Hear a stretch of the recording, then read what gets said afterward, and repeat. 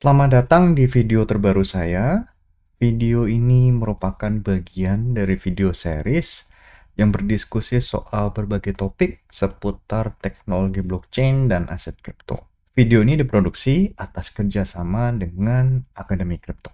Nah, seperti biasa, sebelum kita masuk ke materi, kita akan baca dulu halaman disclaimer. Berbagai informasi yang disampaikan dalam video ini bukan merupakan ajakan untuk menjual atau membeli instrumen apapun, melainkan untuk tujuan edukasi semata. Termasuk ketika ada penyebutan nama produk, nama aset, itu bukan berarti endorsement terhadap produk, merek, atau aset tersebut. Nah, materi apa yang akan kita bahas kali ini? Soal how Zcash works atau cara kerja Zcash. Nah, ini kita masih berdiskusi atau berbicara soal Zcash. Nah, jadi mungkin Anda sudah mengikuti seri sebelumnya soal introduction tentang Zcash ya, atau perkenalan soal Zcash. Nah, kita mau lebih mendalami lagi gimana sih Zcash itu bekerja, gitu kan? Kalau kita kembali lagi dari ide-ide soal cryptocurrency atau crypto aset itu mencoba untuk menggantikan pihak sentral dengan cara mendistribusikan trust. Distributed trust ini dicapai dengan cara mempublikasikan data atau informasi yang terkait dengan transaksi finansial mereka-mereka yang berpartisipasi di dalamnya. Artinya, ketika kita melakukan transaksi aset kripto, data kita atau informasi tentang transaksi tadi, misalnya ngirim, penerima, dan jumlah, dan kapan transaksi itu dikonfirmasi, nah itu dipublikasikan ke dalam blockchain yang publik. Artinya semua orang bisa melihat. Sebenarnya kalau kita lihat dari satu sisi, keberadaan informasi atau data yang transparan itu memberikan transparansi yang baik untuk kepentingan auditability. Jadi semua data bisa diaudit bahwa data-data atau transaksi-transaksi ini merupakan transaksi yang benar. Misalnya jumlahnya sekian. Jadi bisa dikonfirmasi, bisa divalidasi oleh semua orang. Akan tetapi di sisi lain, ketika kita melihat transaksi milik orang lain, itu kita cenderung melihat privasi orang gitu kan. Artinya saya misalnya yang tidak ada hubungannya dengan transaksi miliknya, misalnya ada Alice dan Bob, kemudian ada Carol yang tidak terkait. Masih Carol melihat transaksi Alice dan Bob, sementara Carol sendiri tidak terhubung atau tidak ada kaitannya dengan transaksi apapun atau bahkan tidak mengenal Alice dan Bob. Itu untuk apa? Itu artinya si Carol bisa melihat sebagian dari privasi atau privasi dari Alice dan Bob itu sedikit ya terancam gitu. Seperti itu. Jadi istilahnya seperti itu. Kasarannya seperti itu ya. Nah, makanya Zcash ini memberikan satu solusi yang cukup elegan gitu ya, di mana kita diberikan pilihan apakah Anda mau mempublikasikan informasi transaksi atau tidak. Jadi selektif transparansi istilahnya. Nah, permasalahannya adalah bagaimana kita membuktikan bahwa sebuah transaksi itu valid tanpa harus memberikan informasi apapun kepada orang lain. Misalnya, siapa yang mengirim, kemudian berapa yang dikirim, kemudian dikirim kemana. Nah, itu data-data krusial yang kalau misalnya Zcash itu memberikan proteksi atau perlindungan terhadap informasi sensitif seperti ini. Nah, tantangannya, jadi validasi yang tradisional kalau kita lihat blockchain-nya milik Bitcoin, Ethereum, dan hampir semua blockchain ya, yang tidak punya fitur privacy, biasanya kita bisa melihat jumlah, kemudian alamat, dan tanda tangan digital. Alamat-alamat terkait, jumlah berapa, kemudian tanda tangan digital, tanggal, dan sebagainya, atau informasi tambahan metadata misalnya ketika ada notes di situ, itu bisa kelihatan. Jadi kalau kita menggunakan privacy coin, informasi ini tidak tersedia, karena dalam tanda petik dienkripsi, artinya datanya tidak terlihat secara transparan. Nah, jadi metode yang diambil oleh Privacy Coin ini harus memastikan bahwa fraud tidak terjadi. Artinya jangan sampai seseorang ini bisa menciptakan koin baru tanpa melakukan aktivitas, tanpa berpartisipasi dalam konsensus. Nah, itu jadi berbahaya, ya kan, tidak boleh terjadi. Jadi tantangannya adalah pertama, menyembunyikan detail dari transaksi, ya, transaksi jumlah, alamat, dan tanda tangan digital, dan lain sebagainya. Akan tetapi, harus juga membuktikan bahwa tidak ada koin baru diciptakan yang di luar konsensus atau double spending. Jangan sampai double spending terjadi. Jangan sampai koin baru diciptakan. Karena kalau koin baru bisa diciptakan, berarti nilai dari koin atau valuasi dari koin tersebut atau nilai ekonomis dari koin tersebut jadi berkurang atau bahkan tidak ada. Nah, solusinya adalah menggunakan Zero Knowledge Proof atau ZKP. Apa itu ZKP? Jadi kita tidak berbicara soal menggunakan bahasa matematis, tidak menggunakan bahasa matematis, tetapi menggunakan bahasa yang sehari-hari, bahasa Indonesia, yang mudah-mudahan bisa dipahami meskipun ini ada di permukaan, tetapi mudah-mudahan bisa memberikan gambaran bagi siapapun tanpa harus kita masuk ke rincian matematis.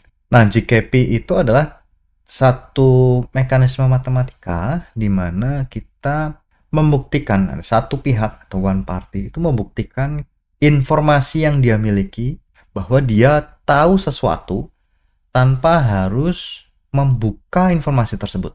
Dia tahu informasi tertentu tanpa harus memberitahukan informasi tersebut kepada si lawan bicara. Nah, seperti itu. Contohnya, membuktikan bahwa saya tahu password tanpa harus menunjukkan password tersebut. Karena kalau kita menunjukkan password tersebut ke orang lain, artinya password tersebut bocor. Nah, ini jadi masalah kan? Nah, jadi si KPI itu harus memberikan atau mempunyai fitur verifikasi. Sementara informasi tersebut, informasi yang diverifikasi itu harus tetap dirahasiakan. Idenya adalah saya bisa convince atau saya bisa meyakinkan Anda bahwa saya tahu rahasia tanpa harus memberikan informasi rahasia tadi.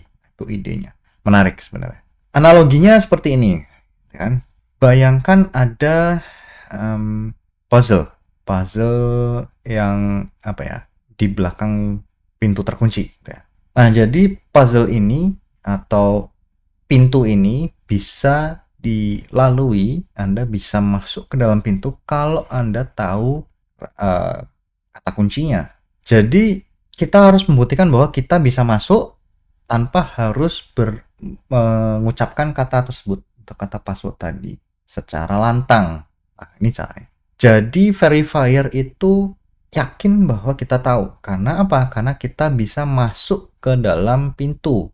Karena tadi konsepnya adalah siapa yang bisa masuk pintu adalah hanya orang-orang yang tahu kata kuncinya, gitu kan. Sementara kita bisa masuk, gitu kan. Nah, kembali lagi, kalau kita bisa masuk berarti kita tahu kata kuncinya, gitu kan. Nah, tapi kata kuncinya kita tidak bicarakan, tidak teriak bahwa kita tahu kata kuncinya. Jadi ada verifier yang melihat bahwa kita bisa masuk ke dalam pintu tadi, melewati pintu tadi, padahal pintu tadi ada syarat dan ketentuan, gitu kan. Sementara artinya kita bisa memenuhi syarat dan ketentuan yang ditetapkan oleh pintu tadi ya, atau siapapun penyelenggara puzzle tadi ya, penyelenggara puzzle. Nah, ini adalah contoh dari zero knowledge. Nah, konsep dari zero knowledge ini, pembuktian atau verifikasi tadi itu diaplikasikan oleh Zcash ke dalam transaksi. Anatomi dari transaksi Zcash apa? Pertama, sender atau pengirim itu membuktikan bahwa dia punya dana atau dana yang cukup untuk ditransaksikan. Kemudian si penerima itu alamatnya harus tersembunyi. Kalau kita pakai shielded address atau CZ address ya. Bagaimana dengan jumlah? Jumlah dari aset yang ditransaksikan itu harus terenkripsi, tetapi harus juga bisa diverifikasi. Nah, peran dari jaringan Zcash itu adalah mengecek bukti matematis. Jadi proof-nya tadi, si KP tadi itu dicek oleh si penyelenggara jaringan. Bukan transaksi detailnya. Detail transaksinya tidak dicek. Yang dicek adalah proof-nya. Jadi kalau cocok, kalau proof-nya berhasil, itu artinya transaksinya valid. Jadi informasi yang disembunyikan tadi itu tetap tersembunyi, tetapi transaksinya bisa dijalankan. Kenapa? Karena pertama, si pengirim itu punya dana. Yang kedua, penerimanya itu tetap rahasia, kemudian jumlahnya dienkripsi. Ya, jadi kuncinya adalah kepemilikan dari dana. Nah, kalau kita komparasi dengan Bitcoin, kita bandingkan antara Bitcoin dengan Zcash. Kalau Bitcoin itu open ledger, semua detail kita bisa lihat di dalam blockchain-nya Bitcoin, sementara Zcash itu adalah optional privacy. Apakah kita memilih transparent address atau shielded address? Jadi T address itu mirip seperti Bitcoin, jadi transparan. Sementara kalau Z address atau Z address itu menggunakan ZKP. Ini opsional, kita bisa pilih C atau T. Nah, artinya kita bisa selective disclosure. Kalau untuk kepentingan auditing atau compliance, misalnya kita menggunakan T address. Sementara kalau kita tidak perlu compliance, ya bisa menggunakan Z address. Nah, bahkan dari T address ke Z address bisa, kalau Z address ke T address bisa, T address ke T address bisa, Z address ke Z address juga bisa. Nah, tergantung dari keperluannya. Nah, kalau kita lihat sejarah atau historinya dari si Cashnack, ini tahun 2016, jadi pertamanya menggunakan Zero Knowledge, Succinct Non-Interactive Argument of Knowledge. Nah, ini pertama kali ketika papernya muncul, kemudian diadopsi oleh Zcash, jadilah Zcash. Nah, jadi proofnya ini compact atau singkat ya, atau kecil dia ukurannya. Hanya beberapa ratus byte. Nah, yang menarik adalah dia non-interaktif, tidak ada komunikasi, tidak diperlukan komunikasi antara prover dan verifier atau orang yang mau membuktikan dengan orang yang memverifikasi. Nah, jadi ini bagus, non-interaktif. Cuman masalahnya ada trusted setup. Jadi ada namanya the power of Tau. Jadi dulu kalau ketika mau ada dia ada secret yang harus diciptakan, harus dibuat. Nah, jadi komunitas itu berkumpul, kemudian melakukan seremoni atau upacara gitu kan, namanya Power of Tau. Kemudian mereka akan menghasilkan satu nilai yang jadi publik atau nilai publik gitu kan, yang akan dipakai di dalam sistemnya Zcash. Itu trusted setup. Nah, jadi trusted setup tadi yang nilai publik tadi yang dihasilkan dari seremoni Power of Tau itu bisa dipakai untuk transaksi private ya, atau Z address tadi di dalam mainnetnya Zcash. Kemudian ada Sapling tahun 2018. Jadi yang diupdate adalah proof generation-nya atau membuat proofnya itu lebih cepat. Jadi dulu butuh beberapa menit, sekarang hanya beberapa detik. Kemudian untuk memory footprint-nya atau keperluan penggunaan memori juga lebih kecil. Kemudian ada diversified address atau addressnya mungkin lebih banyak ya potensi atau opsinya.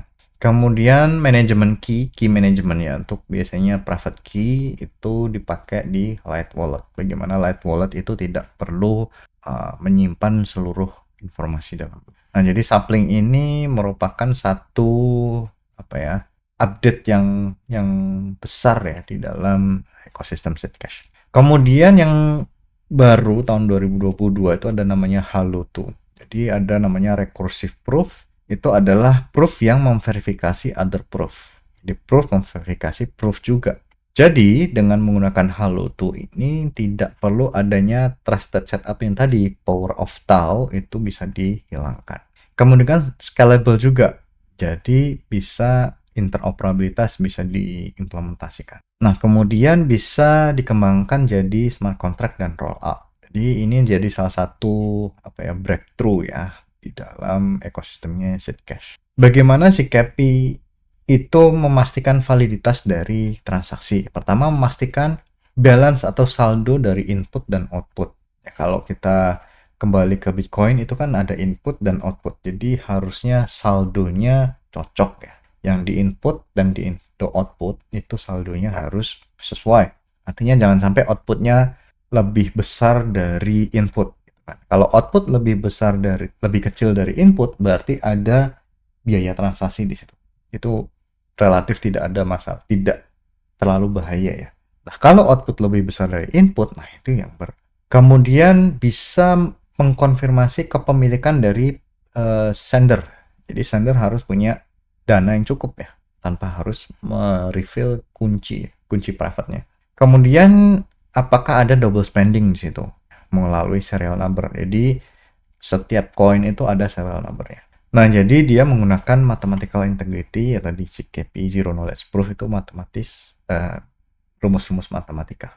Nah, jadi kalau kita implementasikan ke transaksi yang contoh ya, jadi ada Alice bayar ke Bob. Jadi Alice tidak perlu membuktikan siapa dia atau tidak perlu mempublikasikan alamat milik si Alice, berapa yang dia kirim ke Bob, atau koin yang mana yang dipakai oleh si Alice. Misalnya Alice punya 10 output ya, TXO nih kan, kalau kita lihat ke Bitcoin ada 10 TXO, dia tidak perlu membuktikan mana yang mau dia pakai gitu. Nah, jadi dalam si cash nanti akan ada proof of payment. Jadi kalau si penyedia jaringan itu mengecek apakah proofnya benar, ya selesai, transaksinya valid.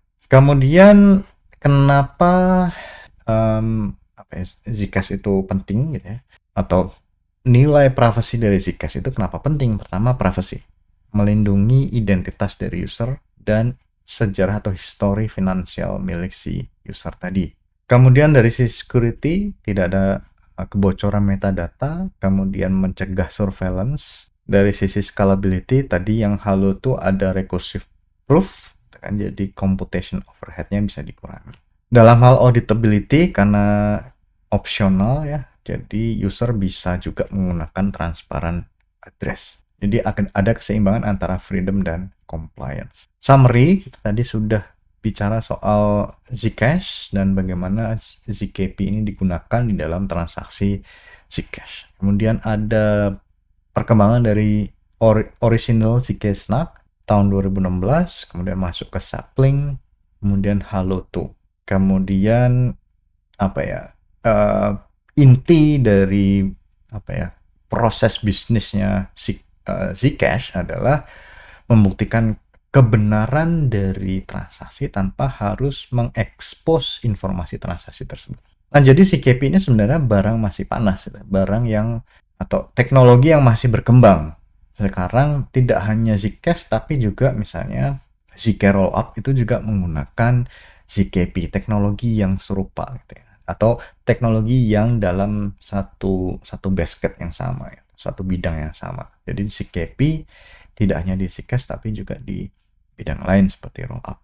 Nah, jadi privasi ini bukan secrecy, jadi dia mengontrol apa yang kita sharing. Jadi dengan menggunakan Zcash kita punya pilihan untuk melindungi informasi finansial, jadi tidak semuanya harus dipublikasikan ke dalam chain. Jadi kita ada opsi di situ. Sampai di sini video kali ini, sampai jumpa di video berikutnya. Terima kasih.